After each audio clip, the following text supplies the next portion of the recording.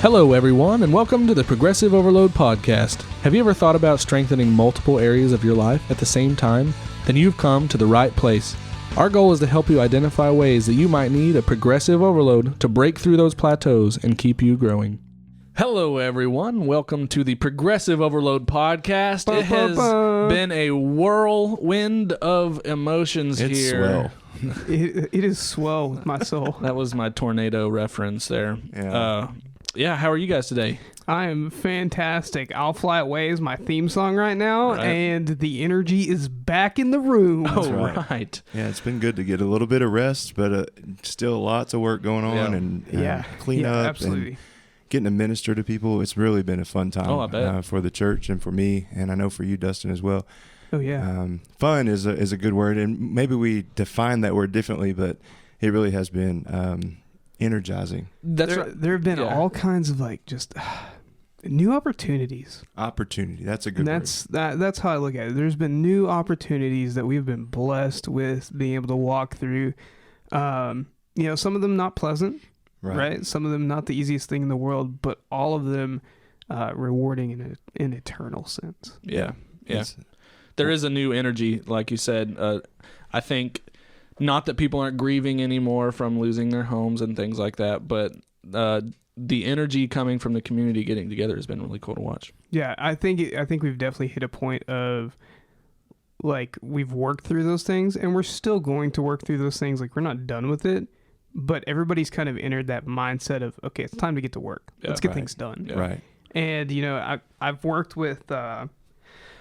I think technically I've spoken with at least 3 different disaster relief organizations that have come into our area, worked with our people, seen what has happened, and said, man, it's unbelievable. I've never seen something like this before. I've never seen a community come together the way that this community has. In all of my deployments towards different disasters and things that I've been on, I've never seen going back to the previous episode that we recorded last week as we were walking through this thing a little more immediately, I've never seen a reaction.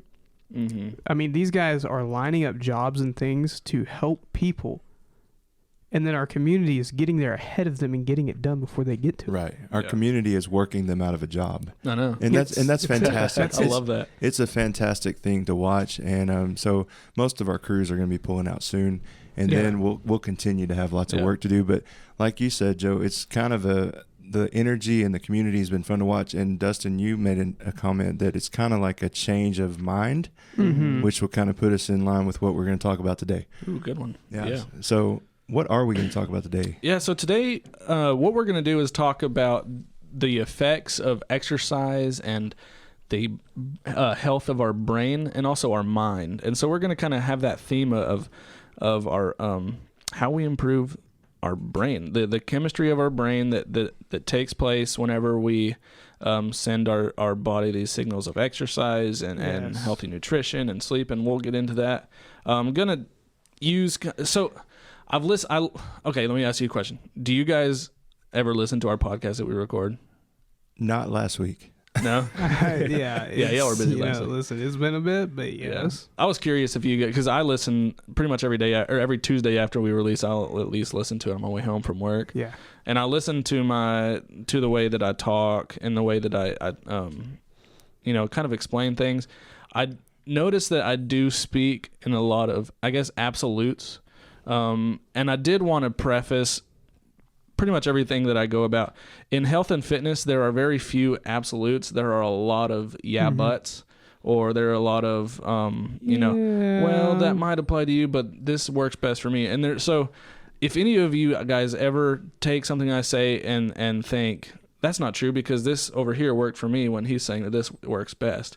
That's so true. Especially in nutrition, there are very few facts, and there's a lot of individual variances. Right. And so I just wanted to make sure that was clear, that I have a stance, just like Adam as a preacher has his viewpoints and stances on things, and he thinks he knows, or he believes what he teaches is best, but there's also preachers that go about it in a different way. It's our convictions, and we're allowed to have them, and it's good to have different ones in certain things. Yeah, of course. Absolutely. My favorite conviction to discuss with you guys is cardio, because I know you guys can't stand it, and I love to see the reaction when I say the word cardio. I know. It's my blood boils just thinking about it. Yeah, and I can visibly see it. Like it wells up within him, man. But no, I use that as kind of a funny example, but it absolutely stands that and even with the three of us, I would venture to guess somewhere along the way there is some conviction that we might have that the other two either maybe even they lean the same direction, but not as intensely or strongly. Yeah. Sure. Yeah. And I think that's kind of part of the regular dynamic of what we do. Yeah. And so I appreciate that. And I appreciate you saying that, Joe, because we have, even in our competition, we did 3 different things and did it 3 different ways. Yeah. And we all got results. We all saw results. Exactly. And so True. no matter where you are or where you're listening or how you're listening, you can find what works for you and find that sweet spot for you. That's right. And out of all of the different things that we did, the one thing that remained a constant in all of the things that we did to succeed was consistency. Right. And so that's not related to our message today, but I did want to just make that clear and talk about that. So let's talk about why or how exercise affects our brain health. And so at first we're going to talk about a protein called Bdnf. what is that a phone company? Yeah, right. Is that the one with the commercial with the little green guy? I think the hairy green guy. Yeah. Yes, it is it? actually. Maybe. Oh, sweet.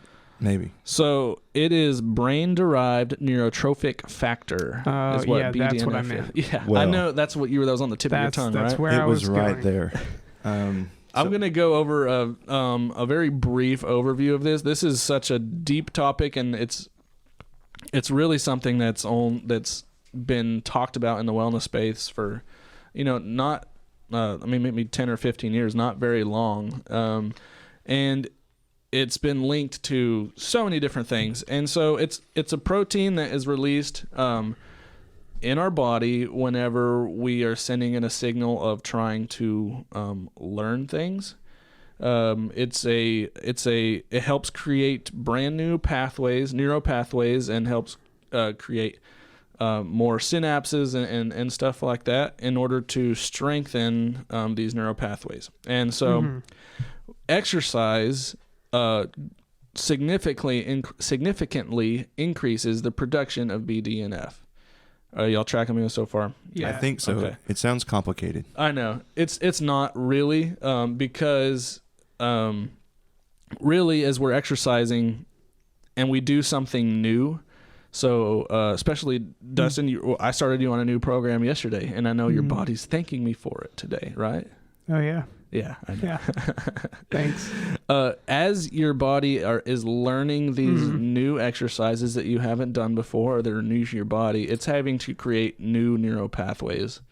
So a good portion of learning a movement and becoming stronger in that movement is the synchronization of these motor units, and that's done through Bdnf. And so you'll see this in a lot of different wellness spaces on how to. There's a bunch of different ways that we can increase our Bdnf production. But as far as exercise goes, you're gonna like this. The best way to do it is through high intensity cardio. Oh, yeah. I know. Ding, ding, ding. So doing short bouts of high intensity exercise are shown to give you the highest spike of Bdnf. Sweet. If you're strength training or doing things like that, you will see an increase in the production, but you get a higher boost during exercise. or short bursts of high intensity exercise. That's awesome. And for us, like, all we do is high intensity, right? Like, it's 100 or nothing, right? That's We're right. All in. For one of us. Yeah, for you. For one of us, Joe. Adam and I, we enjoy our 3-minute rest periods. Yeah. I've got to work out the most important thing, my mouth, as I talk to someone. That's the truth. I got to work out the battery on my headphones because Yep.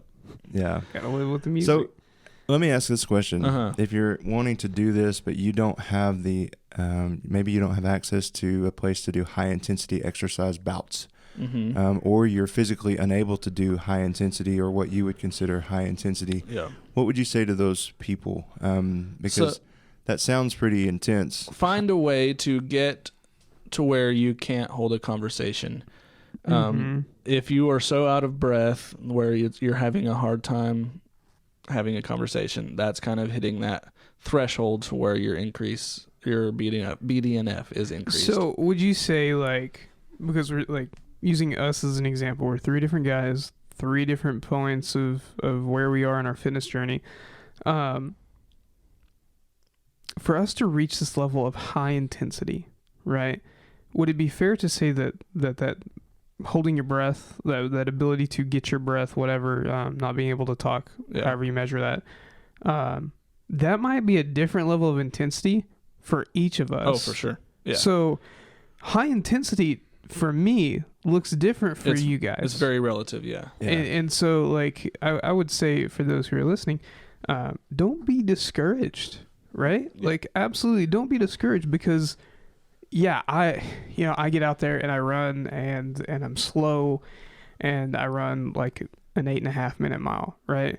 And for me, that's a pretty high intensity. Can we call him the Red Rocket? The Red Rocket, let's yes. Not. Oh. Let's not. All right.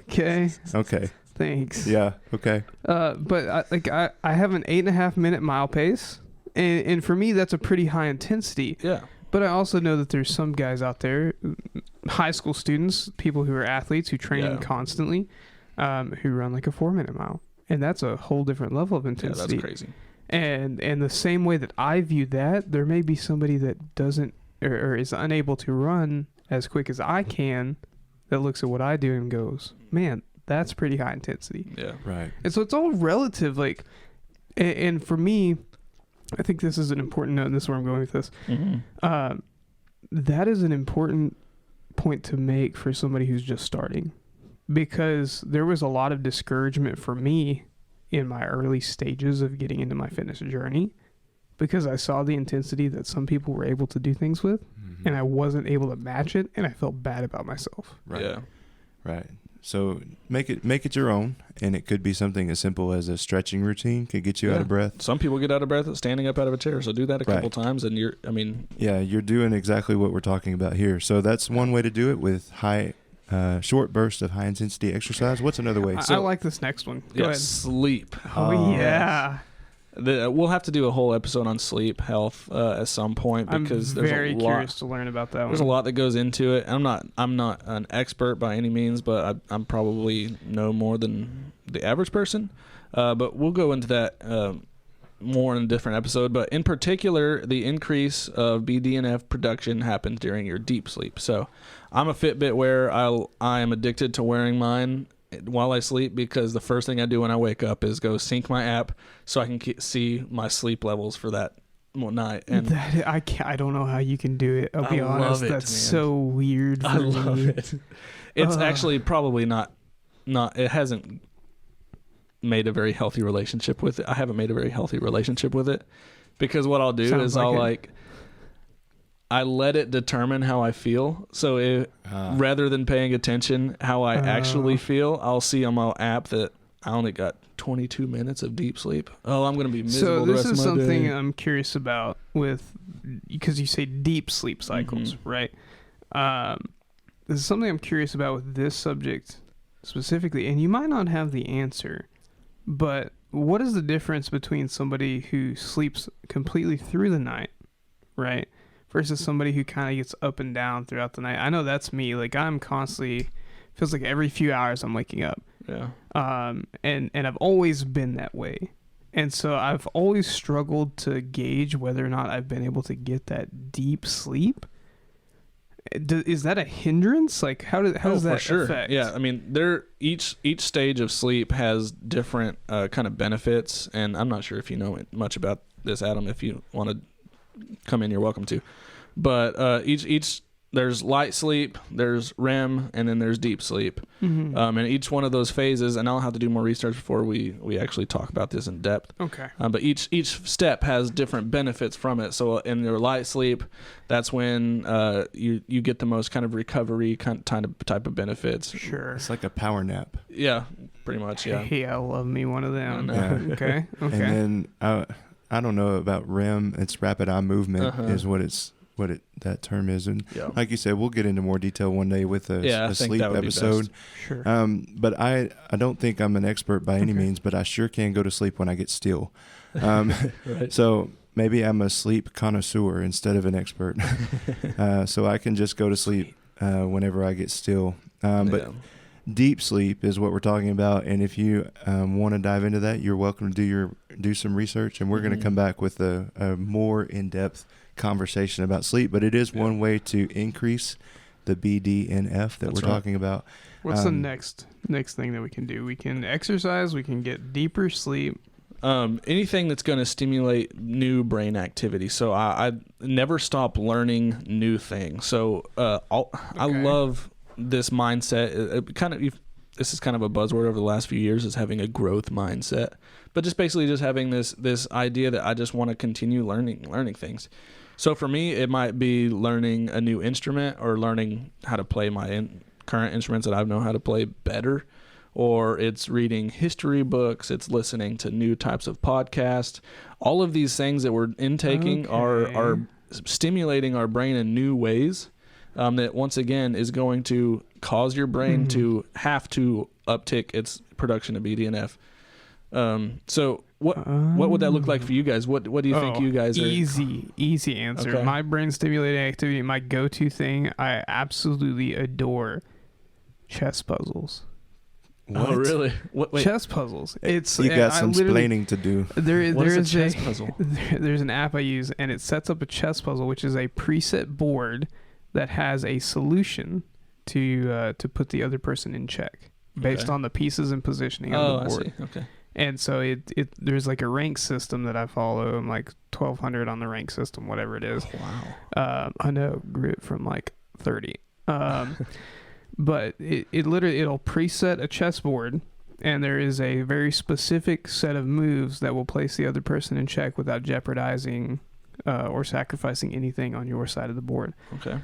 And so it's very challenging, and obviously because it's got a rank system, the higher the number your rank is, like the more difficult the puzzles become. Yeah. And so it's, for me, that's one way that I very easily stimulate my brain is I'll sit down and do like 3 puzzles a day. Wow. Just to push myself. So now he's the Russian red grandmaster chess player. If you ever want to lose, just find a board. I have no doubt you will wipe the floor with me in chess. I barely know what to call the pieces at this point. So the horsey and the castle. Yeah. My horsey moves like this. Yeah. Does it go up 2 and over 1? Is that? Yeah. Something like that. Ah, look at me go. You are creating more BDNF right now. I know. Do you have anything that you like to do? I know you like kind of dabble in some carpentry type stuff. I do. I do like to dabble in fixing things or building things. I also recently, when I started my last educational bout of, I don't know what you call that. Is a fight, I guess, but so I called it a bout. When I began to get that under my belt, I really picked up reading. Oh, yeah. Because there's so much stuff that has to go into your, into the day for learning, and what you're being taught in class, and so and then some of it was just forceful. They force you to read it, but you find that you do begin to enjoy some of it, and so some of that kind of stuff, and it's nonfiction stuff for me. I'd pick up my theology book before I'd pick up a fiction book. So same. It's just weird for me, but confession, I'm the opposite. Okay. I read like I'm in high school still. Take me to the fiction section. I think I want to read all the books I don't think I've read a fiction book since I high school. love creative writing. Ooh, I And like that. so that is like, when I read, that's what I go to, is to read about other people's like creative writing styles and what they've imagined. And That's cool. anyway. That's exciting. What about learning how to do bass fishing better? Because I do enjoy that. You're learning new things. I'll learn new things. Yeah. How to fix this bait or tie this on or what technique works best, and I will go try it. So we've got exercise, we've got sleep, we've got all of these numerous brain stimulating activities, which really we can sum up as saying anything you enjoy and doing it with the goal of or purpose of improving, to force your brain to fire off those connectors of trying to process, like, how can I do this better? Mhm. How to, recalling to memory what you have done, what you will do. What is there anything else that we can use to increase our BDNF? Yeah, the last thing I wanted to talk about was social interaction, which this is one I'm super curious about. Yeah. Because with social interactions, you have, especially it's a common thing talked about in today's society, extroverts versus introverts. Mm-hmm. So for social interaction, for one of those groups of people, social interaction can be a lot more intensive. Yeah. At a very natural pace. Yeah. Right. This is more talking about just having face-to-face conversation. And I think we're I don't want to get too much into it, but I think we're starting to see kind of some of the effects in the kids that had to go to school virtually for a full year, basically. Yeah. And having to wear a mask and like I said, I'm not getting into it, but not being able to read facial expressions and things like that, and not being face to face, you were starting to see the mental effects that it has had on children, and them not being able to read expression and read rooms as good as they would have if they were in that classroom, and how that plays out in a social setting. Engaging each other, right? Yeah. There's the phrase "read the room," right? Mm-hmm. I'm a firm believer that everybody speaks through themselves, even if they're not using words. Yeah. Body language, the way that they sit or stand. You can break down and analyze those things, and so like for you to be in presence of another person, right? You can tell certain pieces of information just by seeing them. Exactly. Yeah. Right. And we're talking about creating new neural pathways. Yeah. And so I'm going to throw a word out for you guys that I think kind of encapsulates this last one in social interaction. Because it's beneficial for kids, no matter how old you are, how young you are, what part of your life you're in. What you find in this as you're creating new neural pathways is you may find coping mechanisms that once worked don't work anymore. Yeah. And then you have to fire off something new to say, I've got to figure out how to deal with this. Yeah. And what I used to do doesn't work anymore because either I've aged out of that, or the situation or the circumstances have dictated to me that I've got to figure out another way to cope with this. Yeah. Sure. Like I don't know, for you guys, whenever you are put in social interaction or conversation and the subject takes a shift towards something you're uncomfortable with, do you find yourself like crossing your arms? Me, yeah. Like the little things like that. Like you see that is it can be a coping mechanism for you to be like, okay, I'm uncomfortable. Right. Now I'm comfortable. I'm comforting myself. Right. Yeah. And so, yeah, I definitely agree. So Joe, with what we've talked about with how to increase BDNF, exercise, sleep, activities that stimulate your brain, and social interaction, I would venture to guess that there is an equal and opposite detriment, even to these things. A lack of brain stimulating activities would be an easy opposite. Absolutely. Instead of interacting with people socially, isolating yourself and being closed off completely. And I think you see that a lot. I think that's kind of what you're getting at a little bit with the effects you've seen from those who have gone through a distance is once they've isolated themselves and had that lack of in-person communication and in-person interaction. Yep. I think that isolation took a toll. Yeah, absolutely did. And so there's that, but what else? There's in a lot of the studies that I read noted that high sugar intake and high processed carbohydrates intake can lower that uptick of Bdnf. Like we said, social isolation. Isolation. I had a cupcake today. Man, I love eating tubs of ice cream in my room when nobody's around. However will I make it by without my social isolation and my sugar? I know. You'll have a Can I at least have one? No. Never. Man. Come on. And a big one that will inhibit that is stress. Once again, another large topic that we'll have to tackle in a single episode. Shout out to the people who make the statement, "Oh, I thrive under stress," right? Yeah, that's just a coping mechanism. I'll slap you. Yeah. Me. Yeah. At me. So, if you want to know more about BDNF, go research it. There's so many podcasts out there that you can actually hear from like a neurosurgeon or neuroscientist that can actually talk about it in a way more scientific sense. But this I just wanted to kind of introduce the topic of it and the importance of it, because it's a very vital substance in our body that if we can learn how to hack our body to creating more of it, we will, for a lot of people, this if we focus on this, we could fight dementia and Alzheimer's and things like that. And I'd rather have so many things happen to me than have dementia or Alzheimer's, because it's an ugly thing. Yeah. Real quick, this one's pretty self-explanatory. Exercise increases the release of feel-good chemicals such as dopamine, serotonin, and norepinephrine. This is, if you ever hear somebody say exercise is going to make you in a better mood, this is why. This is the physiological reason why. Dopamine is related to our feelings of motivation, accomplishment, reward. And so anytime we have that feeling, that's because we have a higher level of dopamine. And then serotonin is released whenever we have feelings of happiness, relaxation, focus, kind of things like that. Mm-hmm. And then norepinephrine, kind of gives us the feeling of having high energy levels, alertness, kind of things like that.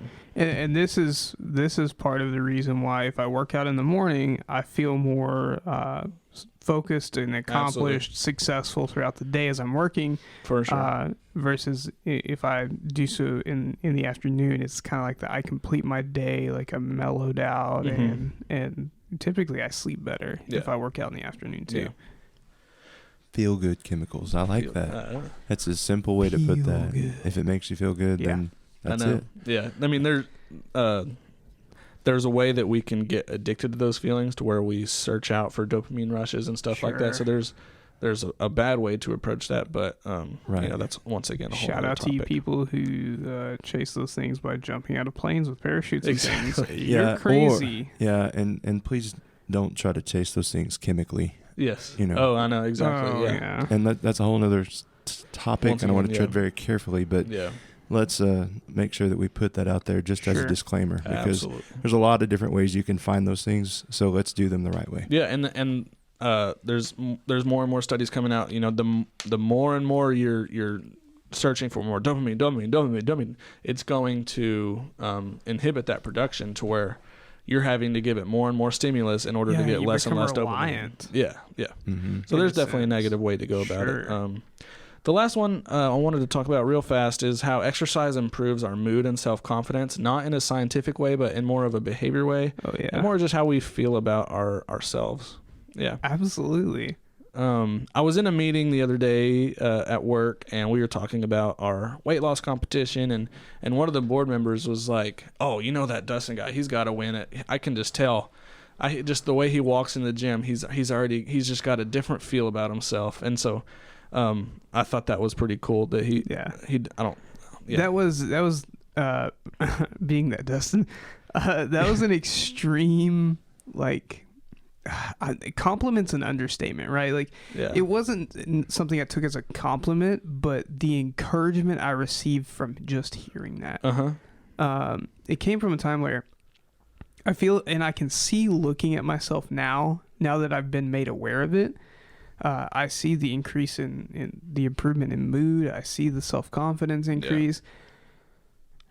But before I had it pointed out to me, it really wasn't too apparent. Oh, really? And I was actually like struggling in especially in the self-confidence area of just thinking poorly of myself, I guess. Oh, yeah. But once it got pointed out and I started to realize and take note of how it was making me feel, man, game changer for me. Yeah. And I can honestly say now that I've been made aware of it, and this has been for several weeks now, I can tell if I've gone more than like a certain period of time without being in the gym and putting in some work, because I feel different in those areas. Yeah. And it's that much more motivating to get back, and it's like, I just feel better when I'm there. You know? And I'm thinking about the book. You guys may have heard of him. His name is John Acuff, and he put out a new book called Soundtracks, and it basically is kind of that whole concept of what soundtracks are we playing in our head. Yeah. And that like an old record player, Dustin, you probably don't have any idea what I'm talking about. Yes, I do. Thank you. But the needle used to get stuck in that groove. Yeah. And it would go over and over and over and never get out. And that's basically the soundtrack that comes into our brain when it comes to, our self-confidence and our mood even. I like that. And so it's easy to fall back into that, even whenever you've been successful at something or even whenever you've been making improvements. And so it's always good to get, it's like a rush of dopamine when somebody encourages you because you get motivated and you feel accomplished, like we were just talking about. So that's one of the things that I think for me is the hardest, because I have soundtracks in my brain, from, and these can be from lifetimes ago. Yeah. And I say that where like your parents said something to you when you were 6. Exactly. Yeah. Or somebody made a comment to you when you were in the 4th grade. Yeah. And it still resonates. Oh, yeah. There's still ripples that go. Yeah. And all it takes is one little trigger and you're right back to it. Yep. Yeah, absolutely. And for coming from somebody who was that bigger guy that struggled with self-image in a very real sense, right?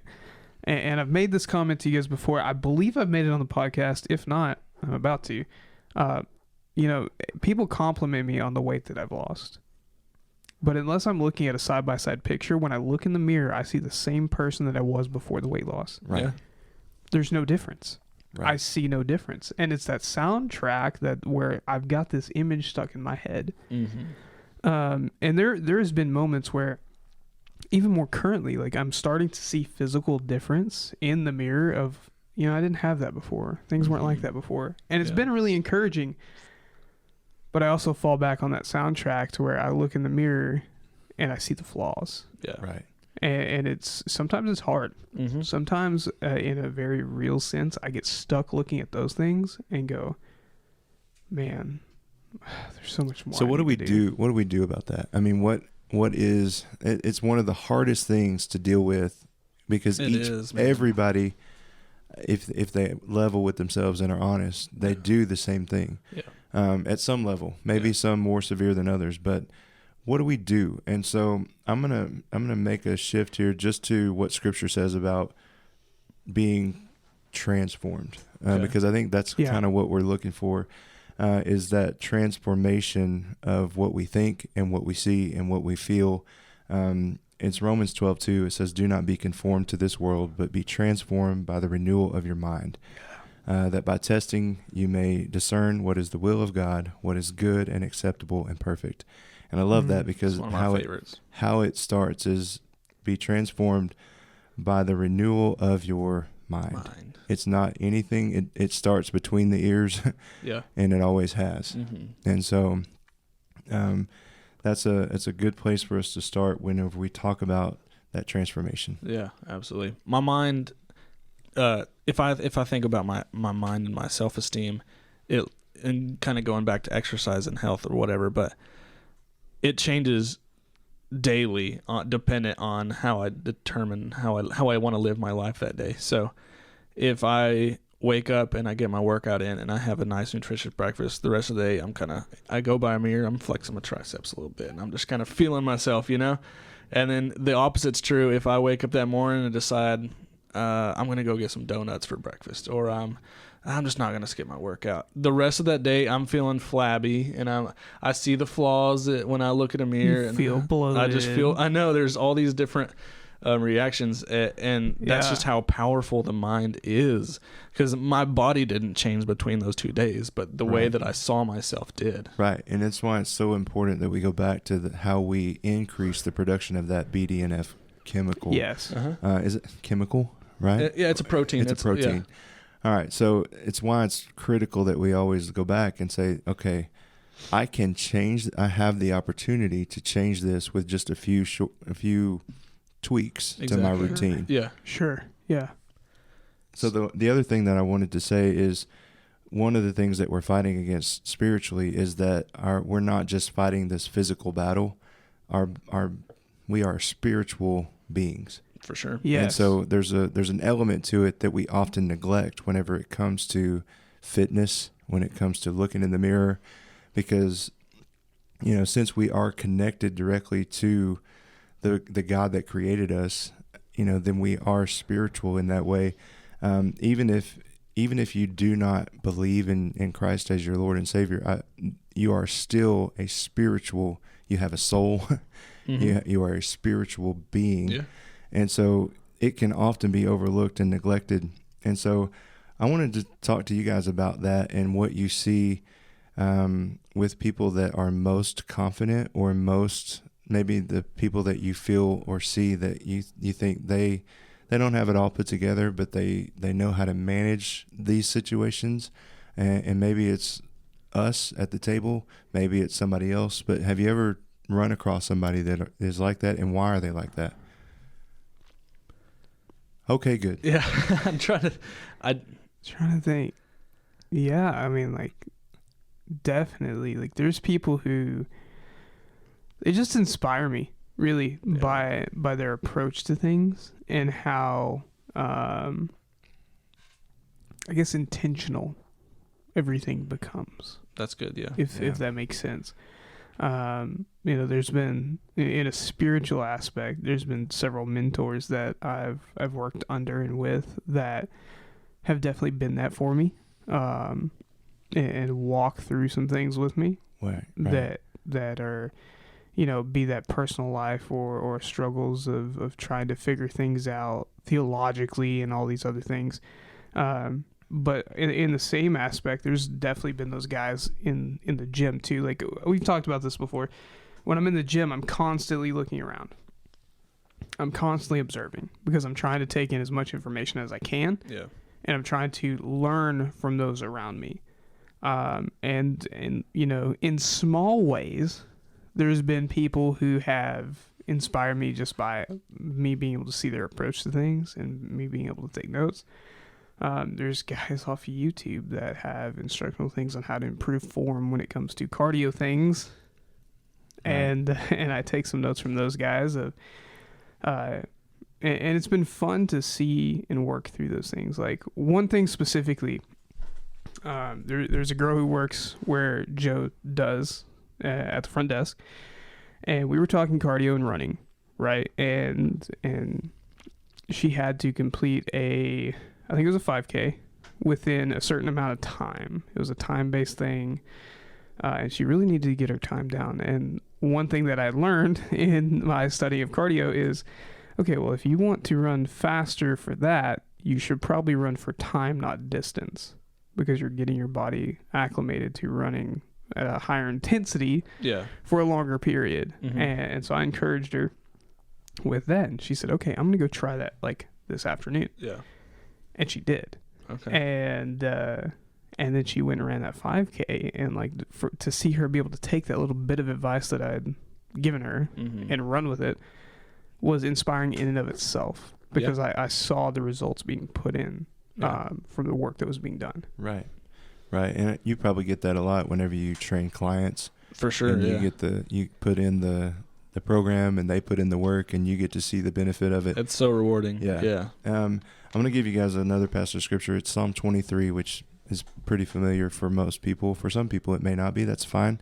But it reminds us where that all kind of begins, because it says, He restores my soul. Yeah. And as you think about increasing the Bdnf and having these feel-good chemicals and improving our mood and our self-confidence, it comes with a restoration of our soul. Yeah. And it begins with a relationship with Christ. And the people that I think of that have the most of these things that we're talking about have that relationship squared away and are working on that before they're working on anything else. Yeah. Does that make sense? Yeah. And in that order, they're working on their relationship with Christ and following Him. And then the other things, I wouldn't call them small things, but they're not, the rocks are not as big, if you want to go back to that metaphor.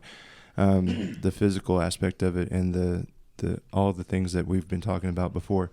So yeah, it's a restoration of our soul, and it begins with that relationship with Christ. Well, and that's where it goes back to Romans 12, where we're not conforming to the pattern of the world. We're handling these priorities differently than the world would. Right. Yeah. Okay. So are y'all pretty confident in going and increasing that Bdnf? I am. I think I'm going to go play some chess games. Yeah. And work on What that about video stimulating brain activity. When you perform as highly as I do in all areas of life, everything just becomes a stimulating brain activity. We're gonna have to do a whole episode about, and Adam and I are just gonna ask you about the professional gaming world that you're a part of. Because it's so interesting to me. It's a world that I did not know existed. It's so funny. I recently changed, of all things, my Facebook profile picture. And I happen to be wearing a jersey that came from this part of my life. Yeah. And it's funny that it's probably my most liked photo on Facebook that I've ever had. That's exciting. I know. Adam, did you know that there was a professional gaming world? I knew that it existed, but I did not even think I would ever get close to somebody that that was in that cool world. So wow. I'm excited for Dustin as well, and hearing about that at some point.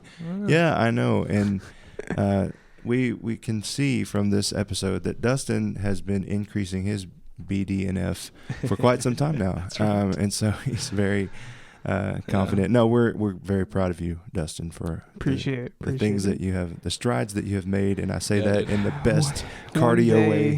One day I will catch up to you guys. Come on. Probably because I'm faster, but it's okay. You will catch up to us strength-wise long before we catch up to you cardio-wise. That's right. You'll be still running circles around you guys. It's okay. You guys are strength-based athletes. I firmly support you in all of your adventures. I'm a hybrid athlete. I like the cardio and the strength. It is what it is.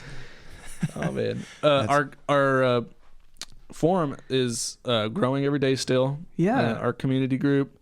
I posted on there a Q&A request, so go to our Facebook community group. We want to know what topics you want to learn about. Absolutely. So please respond to that. Just it doesn't have to be anything extravagant. Just if you want to know more about potatoes, we'll do a whole episode about potatoes if you want. And we'll even sample all the different variations while we record that podcast. Oh, that would be Absolutely. Fun. We will sample the variations, rank them according to several different metrics, and report to you on what the best type of potato is, both in physical appeal, I guess, as well as, how it tastes. Yeah. That's exciting. Obviously. Thank you guys for joining us. And again, no matter where you are or how you've joined us, we are so grateful because we wouldn't have what we have without you. And so we are grateful that you've joined us today. We look forward to bringing you the next episode. And until then, stay safe, stay healthy, and we'll see you next time. Let's go get some French fries. Thanks for listening to the Progressive Overload Podcast. We're honored to be a small part of your day.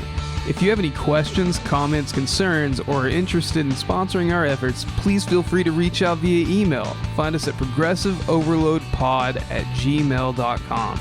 Don't forget to subscribe and follow our podcast so you'll be notified when our next episode drops. And as always, you can help us reach the masses by sharing our podcast with your friends and family. And then check us out on Facebook and Instagram to follow our own personal journeys and get an inside look on our day-to-day lives. Thanks again, and we'll see you soon.